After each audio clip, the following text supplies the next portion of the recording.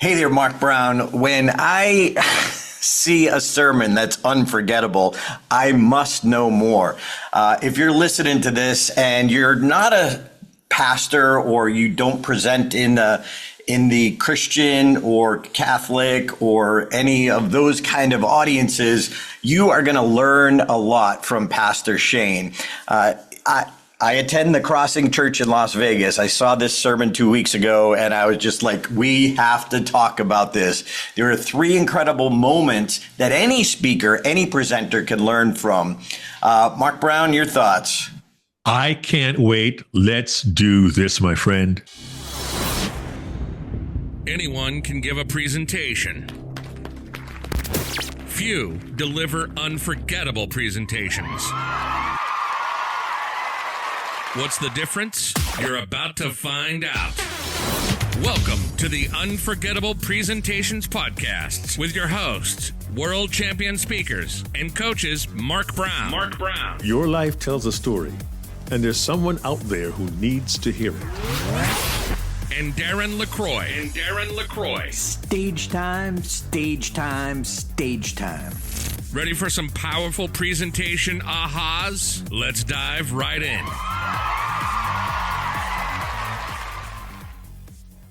Mark, it's been a long time since I've had some anxiety. I love Shane. I looked up to Shane and I'm like, he's here. I told Regina, I'm like, Shane, finally. I'm so excited. So Shane, Pastor Shane Phillip from Las Vegas, the Crossing Church, thanks for being a guest here today. Oh man, I've been looking forward to this. We've been trying to make this work for about 6 months, and I'm glad to finally be here on the podcast. Well, Good to meet you, Shane. Thrilled to have you here. And a little bit of how did you, again, if you're not a pastor, you're still going to get some insight from this. And we love taking different aspects of presentations and honing in on what makes them unforgettable. And think about this. If you're not a pastor, you might not get this. They have to create a new presentation every week. Okay, I've been doing this for 30 years. I have 4, and they're really good and they keep getting better. But to do another one each week and make it stick, it just blows me away. It's overwhelming. I have to be honest with you. One of the things that we say in my line of work is Sundays come faster than you can imagine. And so, it is, it's that pace of true. And what's funny about in church work is, even when you use something you've used before, people will come up to you and go, well, you used that 3 years ago. And I'm like, yeah, but it was a great story. I mean, what are you talking about? So, it's just part of what we deal with. Oh, yeah. Yeah, we appreciate it. And by the way, just for our viewers and listeners, I know sometimes people see pastor or reverend and they may think, okay, where are these guys going with this?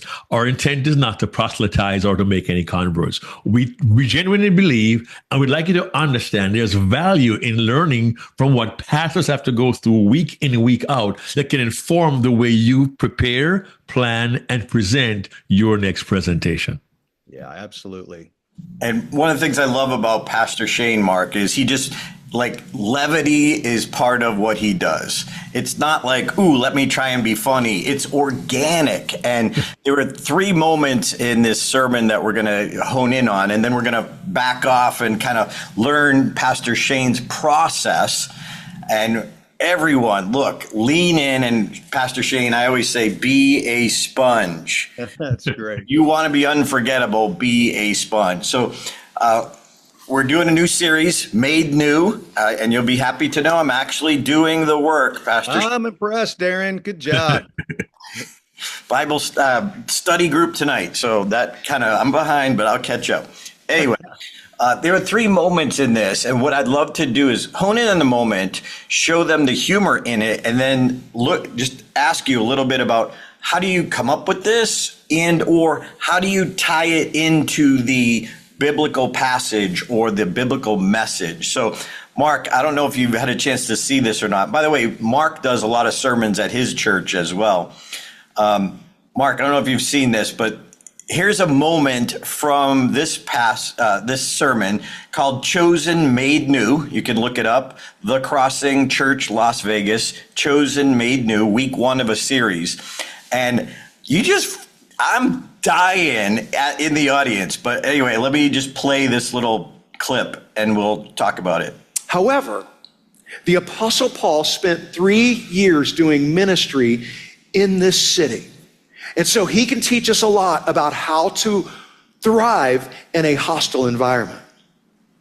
It was a few weeks ago, I was sitting at my computer and I got one of those spam texts, where they start off like, "Hey, Julia, are we still meeting tomorrow?" Well, I guess I got bored. So I decided to respond. Now, before you tell me, I know you shouldn't respond to these things. I know, but I did. So I actually took screenshots of this spam conversation. So this is it right here. They start off and they say, "Good afternoon. What are you doing today?" And so I respond, "Just waiting for your text." Like, "Oh, that's great. Do you have time tomorrow?" I said, "Sure do." "Did you get my invitation card yesterday I sent you?" I said, "Yes." "Tell me what you read in it." I said, "It was an invitation card." "Huh? Are you kidding me?" I respond, "Didn't you send me the invitation card? Was that not from you? I thought you sent it." "Excuse me, I'm confused now. Am I talking to Julia's phone number?" "Yep." "Am I no longer invited?" Then they say, "Can I get your picture?" So I respond, "I thought you sent the invitation card. I don't understand." They go, "What you understand?" So I respond, "What you understand?" I said, I just tell you to send me your picture if you. I go, "Huh? Julia?" "Yes." I go, "Why do you need my picture again? I'm very confused." "Why you don't send me your picture?" I go, "Did you not send the invitation? You have my picture. Why are you asking for it again? You know you have it." And so they respond, "Because I have doubts with you, Julia. Never talk like that with me." Trying to talk like they did here. I go, "Are you joking? What are you talking about?" And they respond, "What rubbish?" I said, "You've never used that word before." They said, "Tell the truth." I am telling the truth. You've never used rubbish before. If you don't tell me truth, I will block you. I said, "Are you for real? Is this a joke? And am I no longer invited?" Aw. Go, "I'm not joking with you." I said, "I'm not joking. You've never used rubbish before." Block.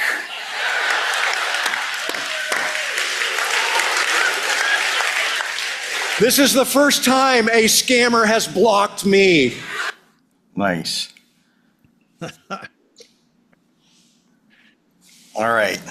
So, man, you are just funny, period. I love that. But for everyone, he's not just funny, there's a lot more.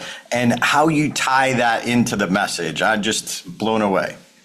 Well, what's funny about that, and that is, I did not make any of that up. That is absolutely 100% what happened. And so it was just one of those things. I mean, I was actually sitting at my computer working on a message. It takes me about 20 hours a week to work on a message for Sunday. And so I'm sitting at my computer and I was probably bored in the midst of doing, my message. And this comes through and I just decided I need a little distraction and I responded. And, and so it was one of those things that when we're speakers, everything in life becomes a story. That we begin to take these things that just happen in everyday life. And one of the things that I love to do is I tell these stories because everybody has one of these stories. These happen all the time. So when I tell something like that, people are like, "Well, this happened to me too." And so I've drawn them in because The relatability. this personal experience with this. But and when that all happened, I just saved the spam conversation and I'm like, I don't know when I'm going to use it. I will use that. And so I have a file of all of these things, of little stories and tidbits. But then what I did with it that particular Sunday is I was talking about, how I came out of that. As I said, we don't respond to these because we know it's somebody trying to steal our identity. And then I just pivoted and I said, I think what we're less prepared for is that we have an enemy who's trying to steal our identity in Christ. We live in a world that tries to steal our identity as a follower of Jesus, and this is nothing new. And so it was just a landing point for me just to be able to go into our topic that day, which was talking about our identity in Christ. And do you intentionally use like humor like that near the beginning to create that connection? It's absolutely what I try to do. As I'm putting together, and we'll talk about this a little bit later. But my style is I start with a humorous story or a personal experience to relate to them. Listen, I don't tell canned stories. I know a lot of pastors, we probably all been at churches where, the pastor starts out and says, in 1776, George Washington braved the winter. Okay, whatever. Maybe somebody relates to that. I tell personal stories, and I don't use any canned stories. And it's got to be really, really good. But I tell personal stories because everybody can relate to them. And I want to bring the defenses down. So I love to be able to start off with just humorous things. And number one, it makes them feel like I'm a normal person. I'm not somebody up here telling everybody else how to live, that I live the same way. I've got, my kids do stupid things. I say stupid things to my wife.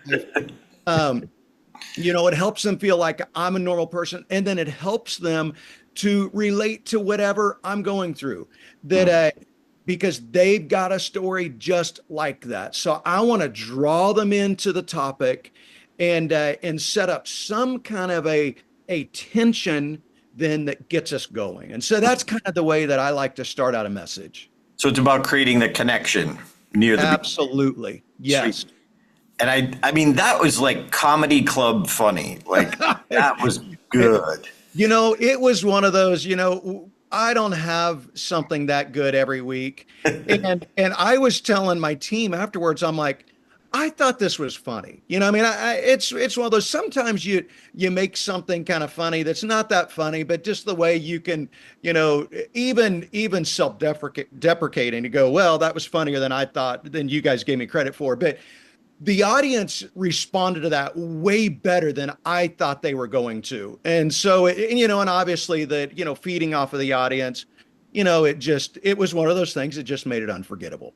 Yeah, and the confidence that you had because you believed it was funny. That's one of the things we taught this weekend at the Humor Bootcamp. If you believe it's funny, you're more likely to deliver it with confidence as opposed to, let me see if this works, Mark. Right.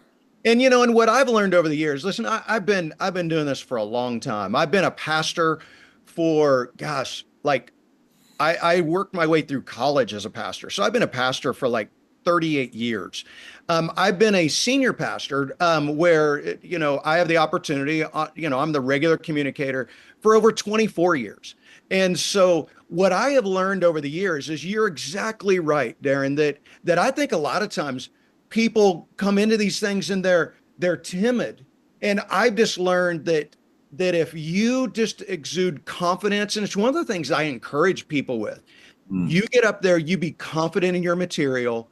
And even if it's not as good as you would like it to be, your confidence breathes confidence in your audience as well. And so, I just get up there and I just do my thing. And I'm going to tell this like this is the greatest story ever because they're here today. They're here to, and so let's make that connection. Now, question for you. This is a real life experience which you thrive on. Yes. Would you ask yourself, how can I use this in a sermon and try to create the environment where you can use it? Or do you allow it to fit into your message or your idea organically? I try to do it organically. There's times, honestly, when we got to do this every week, we got to come up with a new 30-minute talk every week. There's sometimes you're like, okay, I need something here and I need something to fit. But I like it a lot better when it just happens organically. And I think I have done this long enough. And, I've been doing messages, I've got a file of messages that I've been doing at this church for 24 years. Now, honestly, some of them are really bad. I go back and, to the early years and I'm like, okay, I will never use anything in that ever again. Um, but a personal story, so a lot of times I can take something I've used, 3, 4, 5, 10 years ago and Right. go, okay, that was great. A couple weeks ago, I was needing a story on injustice. Now I needed something humorous and funny. And so I load all of my messages into Chat GPT. And so I just asked Chat GPT. I said, is there a funny story I've done about injustice happening? And it gave me 10. And I started going through those of my own stories. I mean, it was incredible. My own stories. And I'm like, and so it brought one up where my wife was teaching my daughter how to drive. And I'm like, oh, this is good. And I had done it like 4 years ago.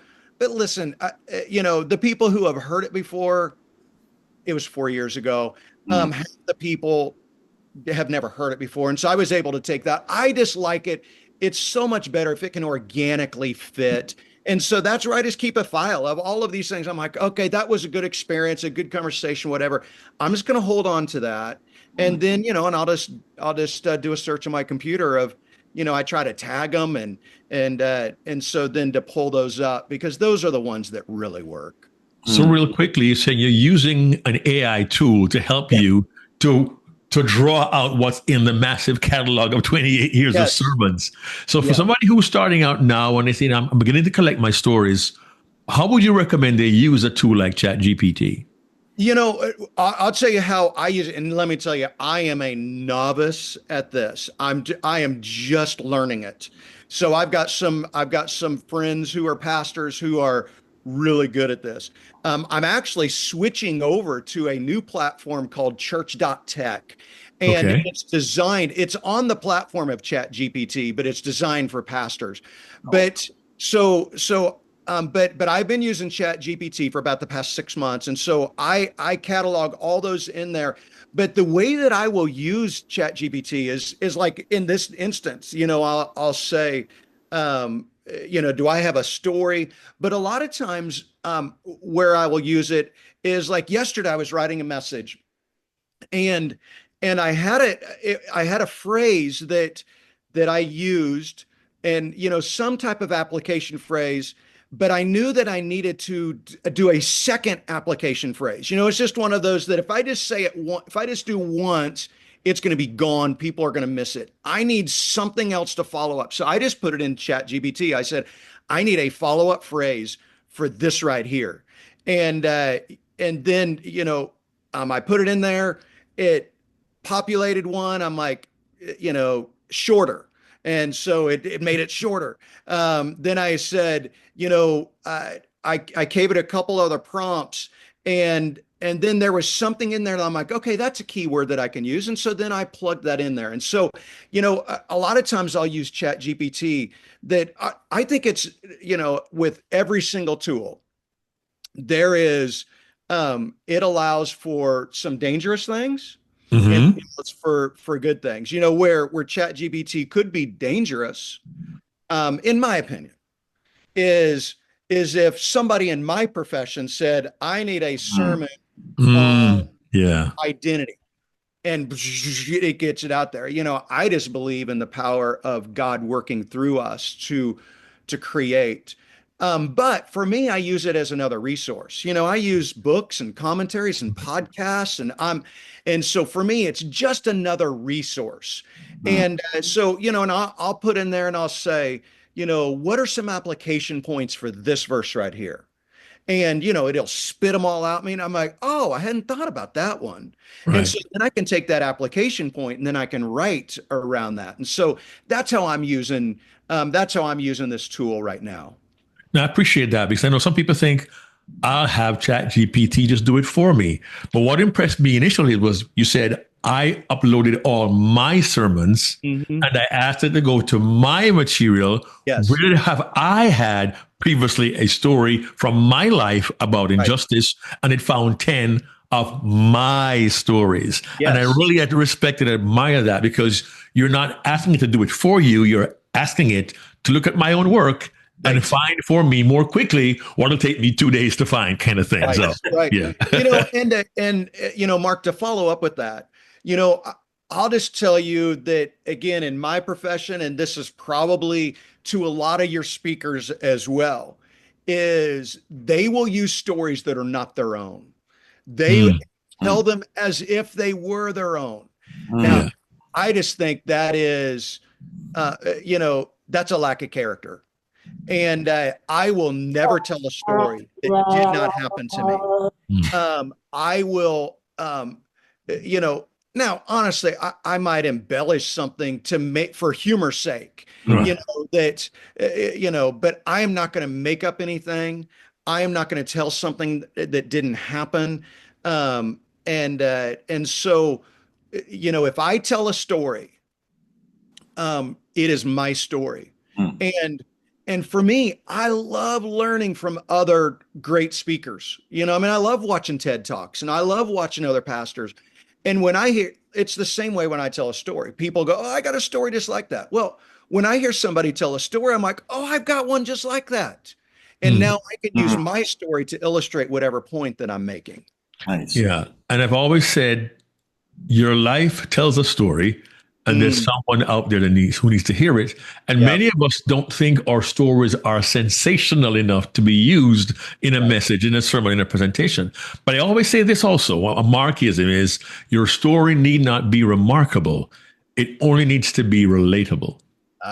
Your story need not be remarkable. It needs to be relatable. And when we think about it, we do have everyday experiences that the audience can connect with. As you said, hey, I have a story just like that, so I'll just use mine, right, rather than theirs. And I appreciate Mark, that. I think that is so well said, because I think a lot of people tell these remarkable stories, and what you're actually doing is the opposite. Yeah, you're making yourself the hero of the story. You're making yourself the hero, but now all of a sudden nobody relates to you, because they think, well, my life doesn't work like that. Right. Pastors, I don't go into an airplane and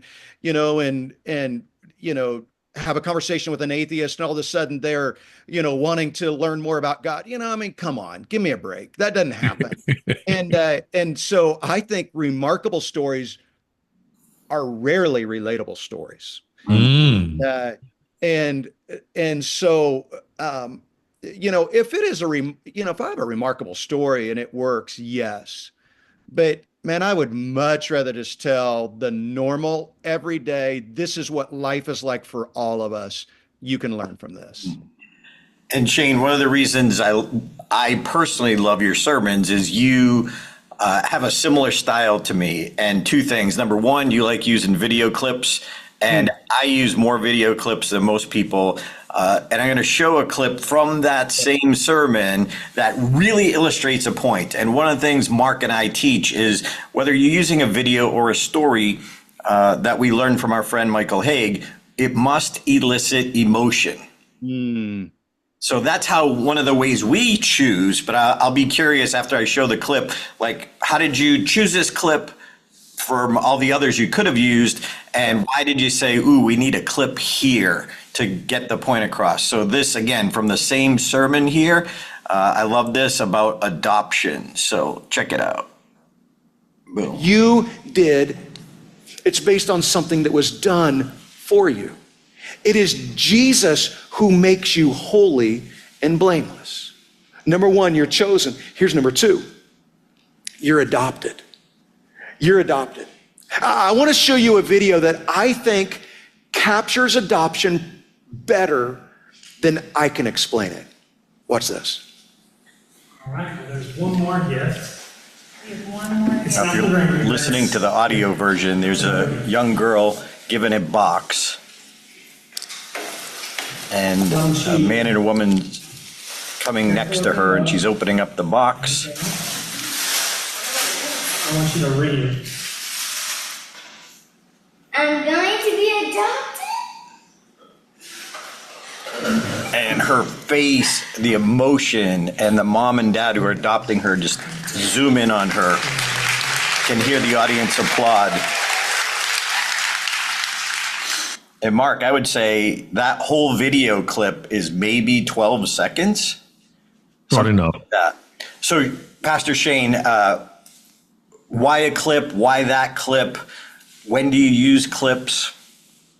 You know, a couple things is it was a point of my sermon, point of my message where I felt like I needed a breather.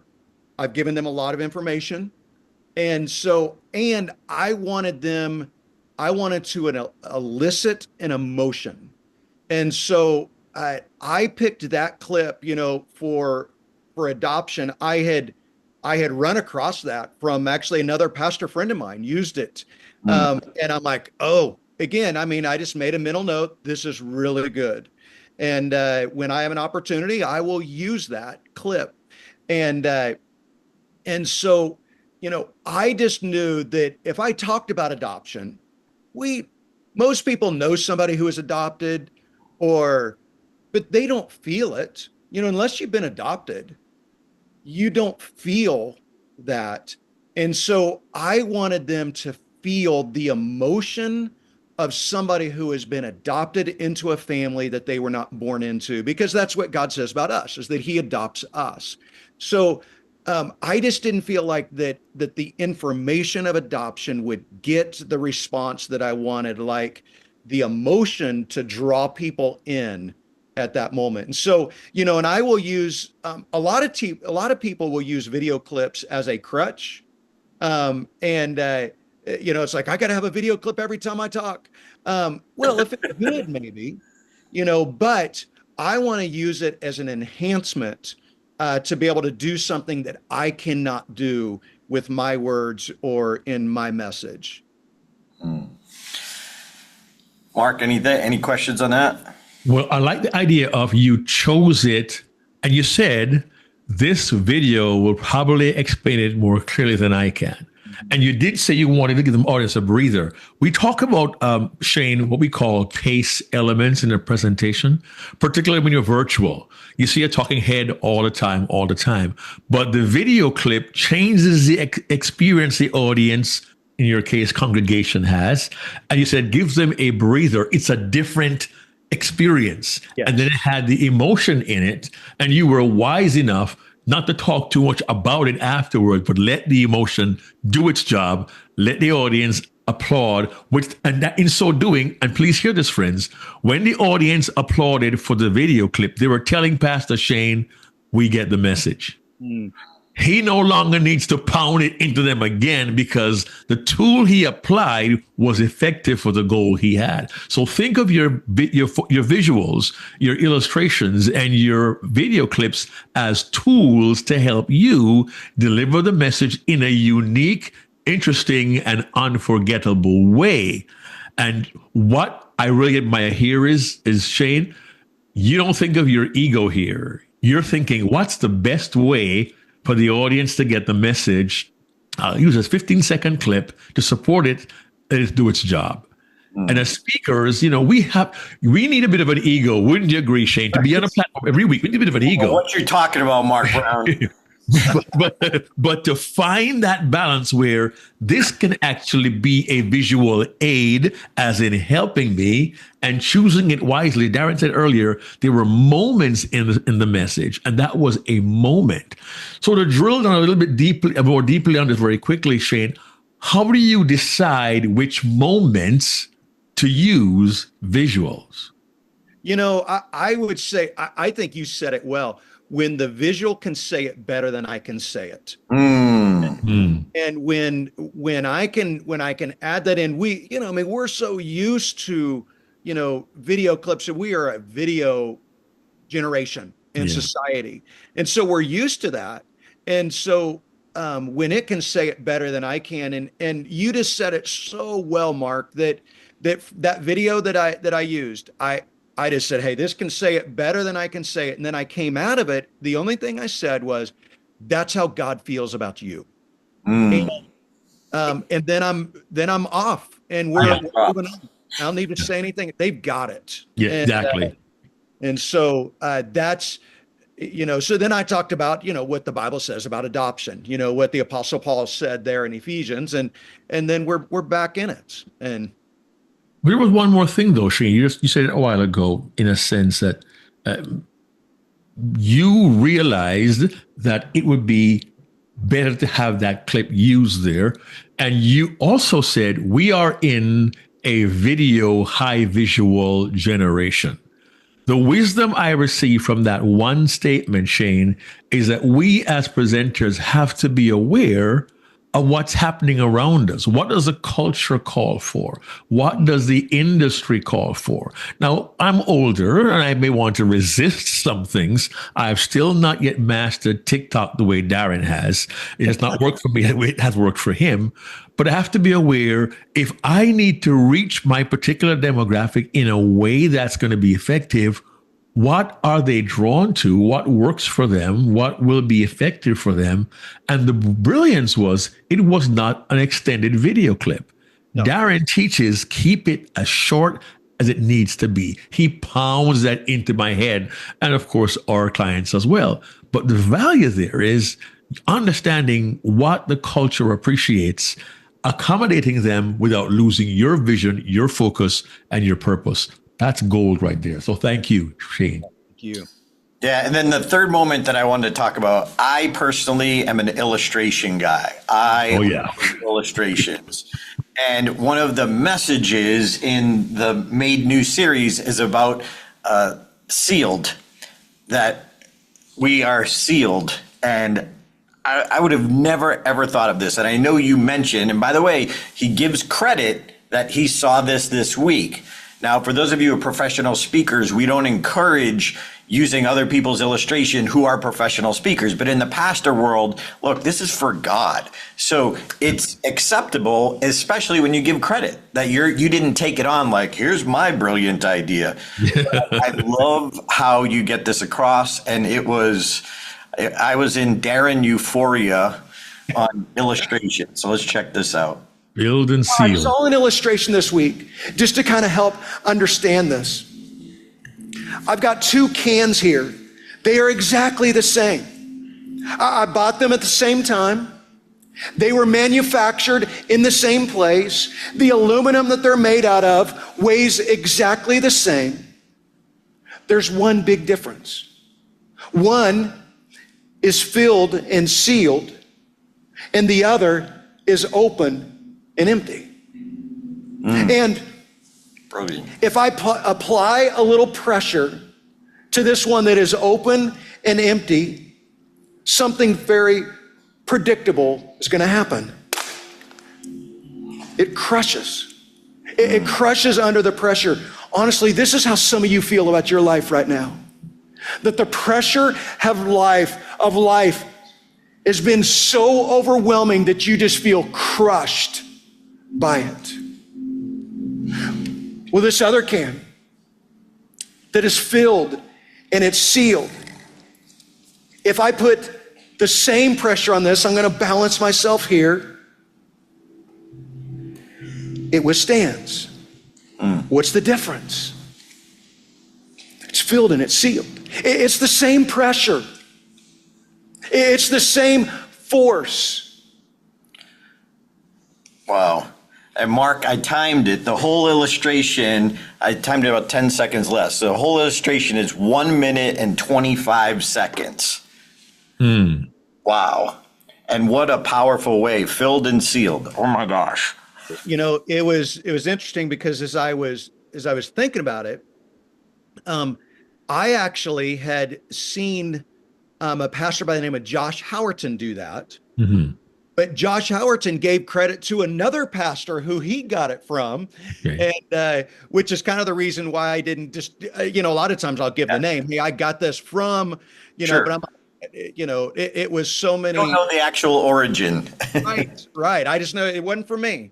Yeah. And I'm not this smart. And, but you don't need to be, there's nothing new. And, but it was one of those things that, as you know, I am, again, there's some people who just go overload on object lessons. I call it an object lesson. And so, when I was I was a student ministry pastor. So I was a pastor for junior high and high school kids for 10 years. And so, man, you got to have an object lesson every week.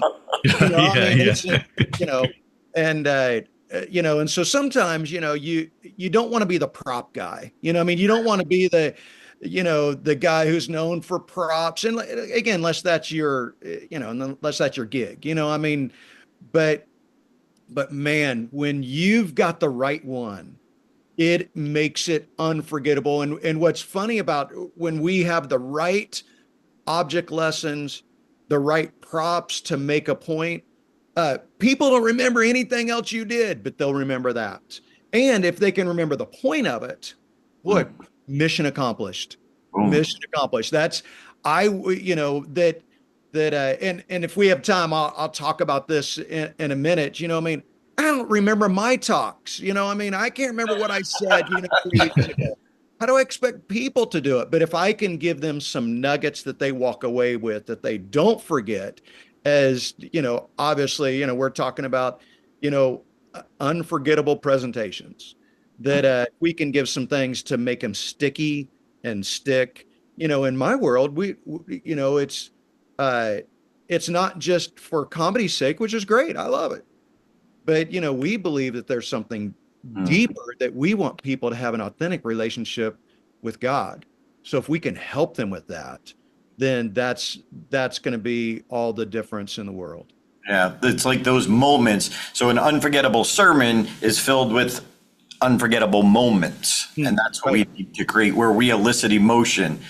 And Pastor Shane, Mark knows this. This is my pet peeve about some pastors, not you, but some pastors, that when I talk to them and they're also a Toastmaster or a speaker or something, they do pastoring part-time, and they say, I ask them about their preparation process, and they're like, oh, I don't prepare. I just choose a passage and I just let the Holy Spirit speak through me. I'm like, no, yes, the Holy Spirit's amazing, but the Holy Spirit can do more if you prepare a little, and maybe he can help you in the preparation. Yeah, what makes you think the Holy Spirit doesn't work on Tuesday and Wednesday and Thursday? And to me, when somebody says that, you're either lazy, or you don't value your audience enough to be prepared and give them good material. But man, if you're walking up unprepared, there's a problem with that. And obviously there's times where we're impromptu. Hey, can you get up and say a word? Well, sure. But I want to be as prepared as I can be, because I've been given this incredible responsibility and privilege to talk to all of the people who come to the crossing and who watch us online. And so they're going to get my very best.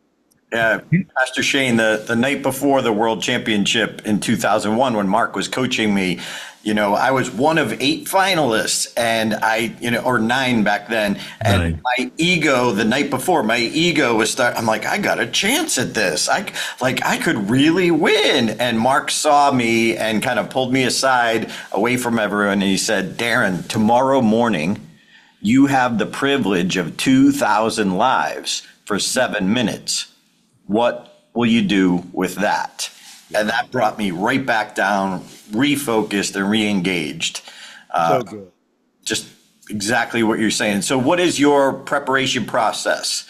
Well, I would, so as I'm thinking about a message now for me, honestly, my process is, I'm a scavenger. I listen to, now, because I'm a pastor, I love hearing good preaching. So I've got, 6 or 8 pastors that I listen to all the time. I listen to them every week. And, and the reason that I listen to these particular pastors, it's like what you said, Darren, is our styles are the same. So when they say something, I'm like, oh, I love the way he did that. Some people I'm like, I'm never going to be that person. I'm never going to say it that way. And so sometimes I'll use them just for inspiration. I just want to, but I've got 6 or 8 pastors that I listen to who are my style. I like the way they teach. And so it's just every week I'm listening to them just to fill myself, to learn my craft, that I want to hear from good communicators because I learn from them.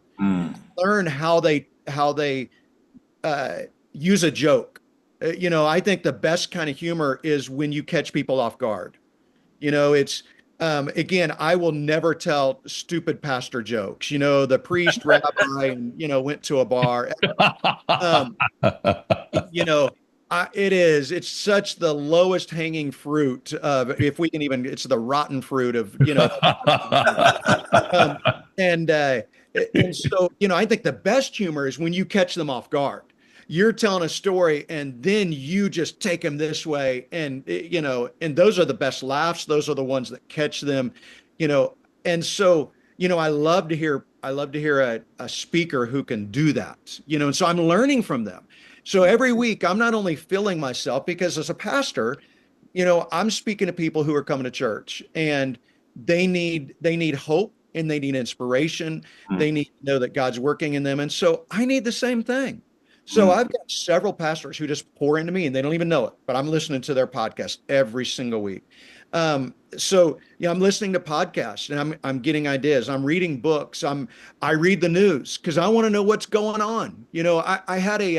I had a professor in seminary who said that you ought to have now. People don't know what a newspaper is anymore, but he said that you ought to have a Bible in one hand and a newspaper in the other hand. Cross reference. The way we would say it today is you ought to have a Bible in one hand and the internet on the other hand. Yes, God speaks, but how does it apply to people's lives today? That's the newspaper. What's going on? And so I am constantly just a scavenger. And so then, as I begin to put together, I'm beginning to hone all of these things that I've been doing. But the three questions I'm asking every week. Okay. So I'm doing three things. I take them as head, heart, hand. So the head, what do I want them to know about what I'm teaching today? Okay. That's the head. It's the head knowledge. Number two, how do I want them to feel? What emotions do I want to exude? And then number three is, what do I want them to do? How do we apply this? Now, you may know a lot of pastors who only use one of these. They may be a great Bible teacher, but at the end, you're like, so what? So what? This is what happened 2,000 years. So what? What's this have to do with me? That again, because we're all pastors, and I understand people may not be in the same place we are, and that's okay. I'm just using this as an illustration. You look at the way that Jesus taught. Jesus told stories. Jesus was the greatest storyteller there was. And why did he do that? Well, he was drawing people in, but then he is going to apply it. This is what we do with it. And so so you have certain people who just, they tell head knowledge, or and it's like, for them, it's like, well, I feel like I just left a graduate level class, I suppose, but if it doesn't push you towards change in the way that you live, so what? Right. Well, I'm not a seminary professor. I'm not a graduate. And so I want them to know certain things, but how do I want them to feel? And what do I want them to do? And so I am going towards all of those things every week. And so I'm gonna do all of these things. I learned to give credit. Andy Stanley is a famous pastor in Atlanta, and he had a book that I read probably 20 years ago that drastically changed the way that I write messages. And so he has this not an acrostic. He has this point. He called it me, we, God, you, we. Okay, so that the me is, I'm going to start with me. How do I relate to this topic? So what does this have to do with me? So then the we, so that's the me. You start out with the me. Then the we is, we all deal with this issue. Here's how we all have this problem, this tension. So that's the we. So then the God part of this. what does God's word, what does the Bible say about this? So now we're going to turn to the Bible. So I've now set up this idea that I'm relating to you. I deal with this issue and you deal with this issue. That here's how it applies to you. And people go, yes, I'm here. I feel it. Well, what's God's word say to that? And so now I'm going to drive into a passage of the Bible. Now, as a pastor, I'm just going to pick a verse here and a verse there. I want to teach people God's word. I believe that God's word changes lives. It is my passion. It's what I believe. And so I want to take them to God's word, and we're going to drive this down.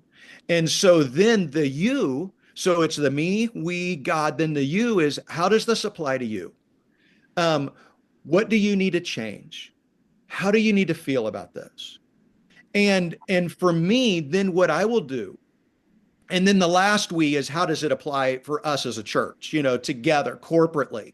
So not just personally, but corporately. So what I will try to do is then summarize my entire message, or what I want them to take home. I summarize the bottom line in one sentence or a phrase. And so the way I was taught in seminary is you have a 3-point sermon. We all go towards 3-point sermons, and they're great. Jesus taught in 3-point sermons. If you look at him, Jesus would use this. And, I could, go to his most famous teaching, which was called the Sermon on the Mount, found in the Gospel of Matthew. You will see all of these 3 points. And so obviously it's very helpful. But what I found, and I mentioned this earlier, you ask me 3 weeks from now what my 3 points are, I don't remember. And I spent 20 hours on it. I don't expect other people to remember it. So I try to leave them with one phrase that they can take home.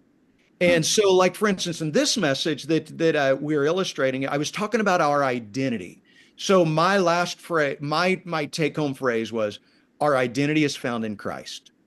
That our identity is not found in what you do, what you do for a living. It's how we always start. Hey, so what do you do? Or what you did, what is in your past. We're ashamed of something in our past, or what we desire. No, our identity is not found in any of that stuff. For followers of Christ, our identity is found in Christ. I did a 4-part series on the Lord's Prayer. We all know the Lord's Prayer. Our Father who art in heaven. We know the Lord's Prayer. My phrase the first week was, the purpose of prayer is to align your will with God's purposes. That was it. Obviously I've spent 30 minutes teaching all of this. This is what I want you to go home with. Where it says, give us today our daily bread. My take home was to put your trust in the provider, not the provision. That I don't put my trust in the daily bread. I'm putting my trust. And so, I will try to bring it all down. So that's kind of how I prepare a message is I'm thinking through all of that. And so, at the beginning of my message, I don't want them to know anything yet. Okay. So I'm not going towards the head yet. I'm going towards the heart. So I'm trying to evoke some emotion, trying to build a bridge. And we're not going to talk about what we're going to do yet, just emotion. So it's just heart. I'm going after their heart at the very beginning. So obviously when I'm going to God's word, that's going to be head. But hopefully it'll be all three. I want them to get some head knowledge. There's some things you need to know about what God says. And I want you to feel, here's how God feels about you. And then here's what God wants you to do. So we've talked about all that, but the application is, here's what we need to do to change our lives to do that.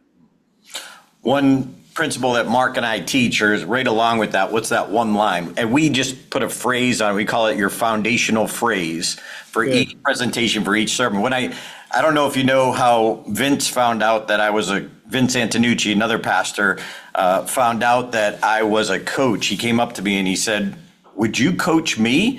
And I was like, how do you say no to a guy who works for God? Like, you can't.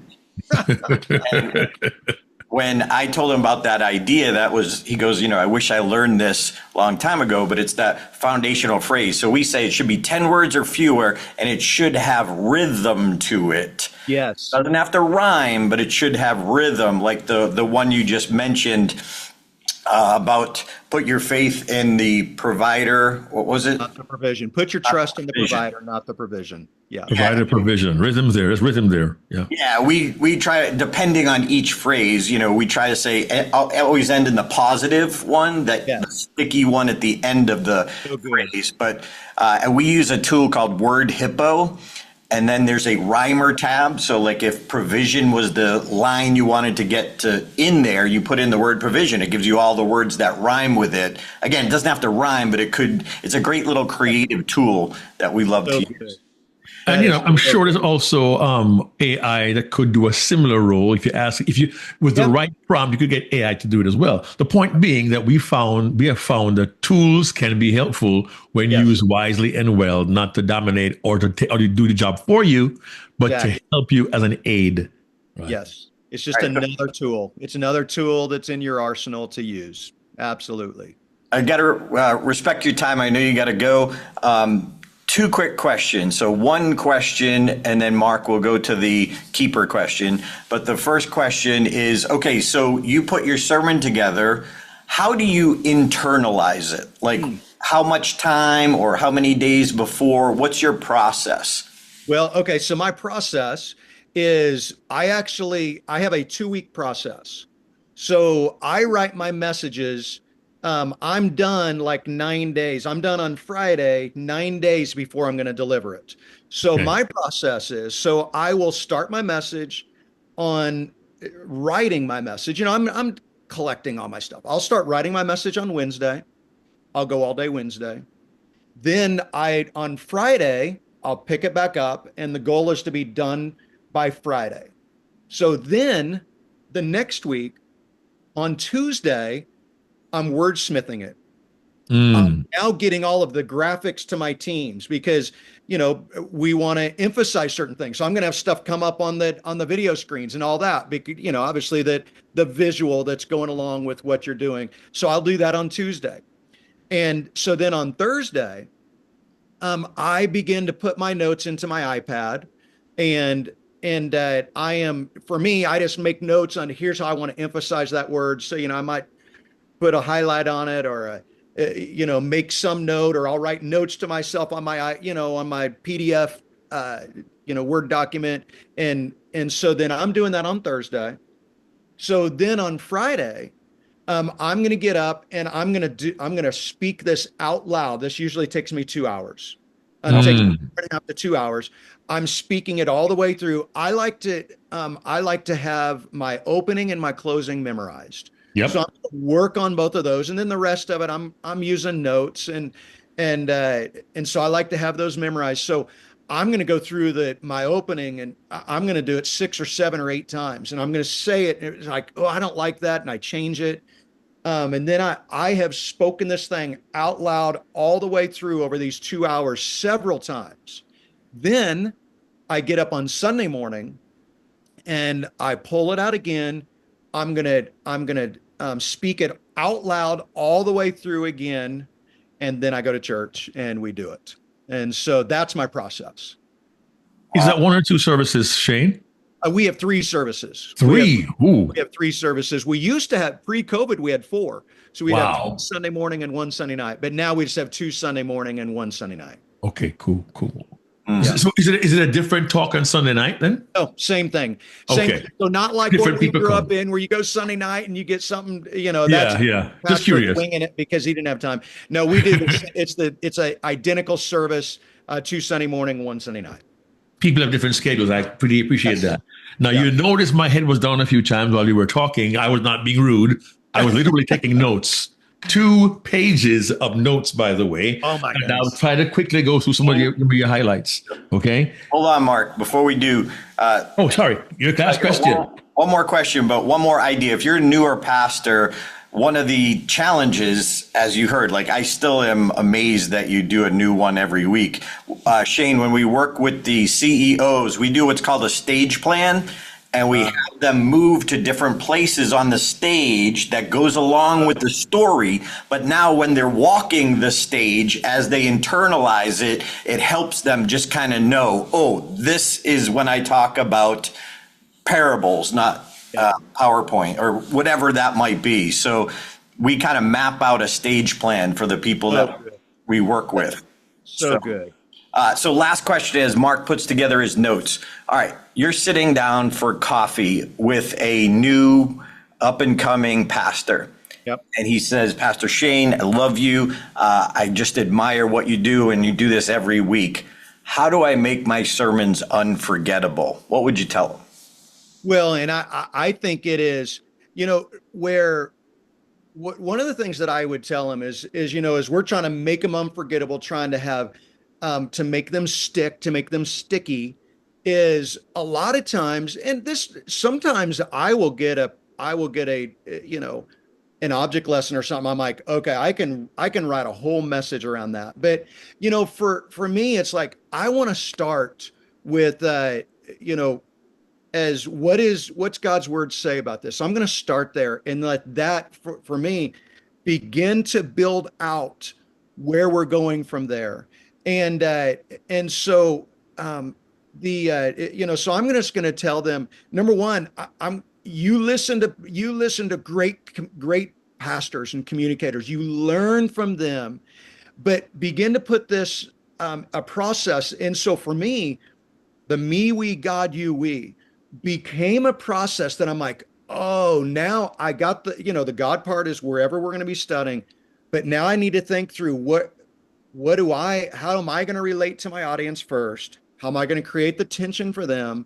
And so on and so forth. And so I'm going to do that. One other thing, and I know we're about out of time. I'll tell you my pet peeve for pastors. It drives me crazy. Bring it. Is when any communicator, they tell you what they're getting ready to do. I've got a great illustration that will illustrate this point. I'm like, stop it. Just do it. A joke that will help relate to this. I'm like, stop that. Do not introduce what you're doing. Just get rid of all of that garbage. But I think a lot of people do it because they're uncomfortable. It's what you guys said earlier. It's somebody's getting on stage and they don't believe in their material. So they've got to lead with, okay, I want people to know that this is something that's going to illustrate my point. Just illustrate it. Just tell it. I'm going to tell you a story. Don't tell us you're going to tell us a story. Just tell us a story. Tell it. Don't get him started, Shane. We haven't got time for this. Worst is, I'm going to tell you a joke now. It's like you just ruined the joke. You just ruined it. You ruined it. Yeah. Oh, Mark, I have one sound for that. Yeah, the one I hear with my puns. I know. All right, so Mark, what do you got for or do you have a question, or let's go to the highlights? Well, if anyone wants to get hold of Pastor Shane Flew, how do they get hold of you, Shane? Well, our website is thecrossinglv.com. Thecrossinglv.com. And I've got an executive assistant, and her name is Beth, and you can find her online. And so you can communicate with me. Anything I can do to help would be glad to do that. And so thecrossinglv.com is and obviously all of our services are up there as well, and we're on YouTube and everywhere else. So cool. Some wisdom from Shane. Yes, Darren, go ahead. Yeah, I was just going to say, if you want to see the full sermon that we dissected today, just go to put in the search in YouTube, The Crossing Church Las Vegas, Chosen Made New, and it should come up like first or second. Mark? Week one, Darren. Chosen Made New. WK1. Okay, don't get twisted. Okay, so here's some Shane wisdom, right? Everything in life becomes a story, and people relate to our stories. So keep a file of interesting stories. Find ways to connect your stories to your topic, right? And always start with a personal experience, a humorous story. Why? For relatability. Draw the audience in early and establish a connection. It's important that you're confident in your material because your audience will gain confidence as well. Use AI and similar tools to catalog your stories and bring back the best ones. Remember, normal, everyday stories work for all of us. Use visuals that can say it better than you can and attribute whenever you can the source of your material. The right object lesson for the right point is unforgettable. Value your audience enough to begin by being prepared. Learn from good communicators. Hone your craft. And the best humor will take your audience off guard. To really prepare, fill yourself so you can fill others. Read, listen to podcasts, listen to the news, scavenge from multiple sources. The material is out there. Apply the head, heart, hands principle. What they know, what do you want them to know, to feel, or to do. Always leave your audience, congregation, with one clear idea. Connect with your audience's heart first. Rehearse out loud several times, and to be unforgettable, know your open and your close cold. Wow, such wisdom from an unforgettable sermon presenter, Pastor Shane Phillip. Darren, take us home. Any final thoughts, Shane? Well, you made me sound a lot better than I really am, Mark. So thank you. And, your it's an words, my honor to be friend. with Your you guys. words. You know, I've been looking forward to this for a long time. I love what you do, and I just love the opportunity to be a little small part of it. Sweet. Our pleasure. Thanks for being here, Pastor Shane. Check out The Crossing in Las Vegas. You might see me there, Vince there. But thanks for being here. Thanks for listening. Please pass this on. If you know a pastor that maybe isn't that interesting, please pass this on to them.